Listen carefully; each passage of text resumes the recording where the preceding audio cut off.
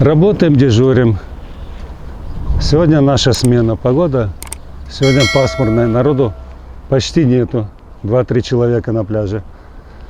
روزی گذشته سنه 7 ایون تخمیناً ساعت 10:15 دو نفر ساکنان شهر خوجند هنگام غرق شوی در دریای سیر نجات داده شدند. آنها نابالغان 14 ساله بوده هنگام آببازی در آب و تابگاه بنابر رعایت نکردن به قاعده‌های آببازی و گذشتن از موضع مقرر گردیده غرق شدند. نجات دهندگان استادی حالت‌های فوق‌العاده در شهر خوجند سری وقت نابالغان را از آب بیرون آورده به آنها یاری اولیه طبی رسانیدند. خوشبختانه هر دوی آنها زنده ماندند. بنا به معلومات مسئولین چند مراتب آنها را بنابر آببازی کردن در موضع خطرناک آگاه کردند، اما به اهمیتی و نااحتیاطی آنها باعث غرق شدن گردید.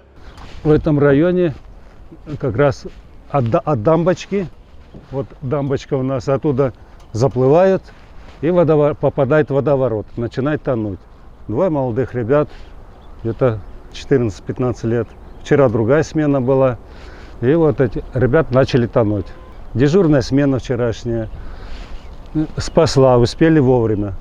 مسئولین استادی حالت‌های فوق‌العاده در شهر خوجند اطلاع دادند که همه روزه ساکنان زیاد برای آببازی می‌آیند. قسم زیادی آنها از عهده شناوری نمی‌برآیند. از این رو نوبتداران و نجات دهندگان پورا ساکنان را نظارت می‌کنند تا حالت‌های ناخوشی غرق شوی رخ ندهد. اما خودی همان روز تخمیناً ساعت 16:45 باز دو نفر کلانسالان هنگام آببازی در دریای سیر غرق شدند. آنها در موضع خطرناکی برای آببازی منع شده که در آنجا یمه‌ها موجود بود به آببازی مشغول شده غرق می‌شوند. خوشبختانه به نجات دهندگان استادی حالت‌های فوق‌العاده میسر گردید که آنها را نیز زنده از آب بیرون کنند.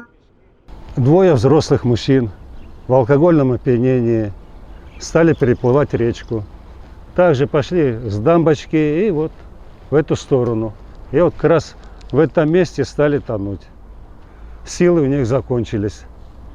Пока выпившие, человек вроде сильный чувствует, а потом быстро силы уходят. Охлаждение идет воды, хотя вода еще теплая, но все равно. Начали тонуть. در همین حال سرداری بخش کار با جامعه ریاستی کمیته حالت‌های فوق‌العاده در ولایت سوخت شاهزاده بوتاییوه به ما اطلاع داد که از آغاز موسم آببازی در کل آبانبارهای ولایت الکی 5 نفر ساکنان غرق شده به هلاکت رسیدند. 7 نفر دیگر باشد هنگام غرق شوی نجات داده شدند. یک حادثه هنگام آببازی غرق شده به هلاکت رسیدن ساکنان در شهری که پلاس شهری بستان به قید گرفته شده است. در نتیجه دو نابالغ 11 و 15 ساله که هر دو برادرند غرق شده به هلاکت رسیدند.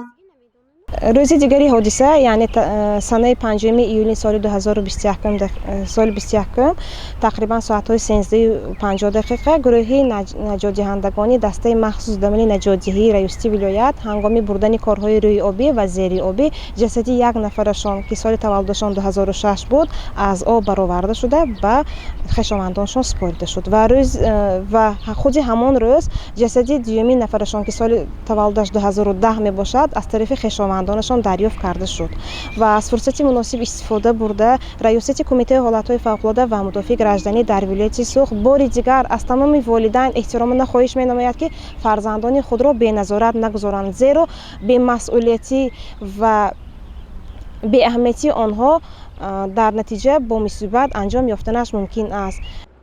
اما سالا در موسم آببازی غرق شوی ساکنان در ساحل دریای سیر یک مسئله مهم به حساب می رود. بنابراین گروه کاری استادی حالت‌های فوق‌العاده و نجات دهندگان برای پیشگیری از حادثه‌های غرق شوی شبانه روزی فعالیت می‌برند، ولی نوابسته از این ساکنان را ضرور است که به نوشتجات‌های برای آببازی منع کننده رعایت کنند و در موضع‌های خطرناک آببازی نکنند.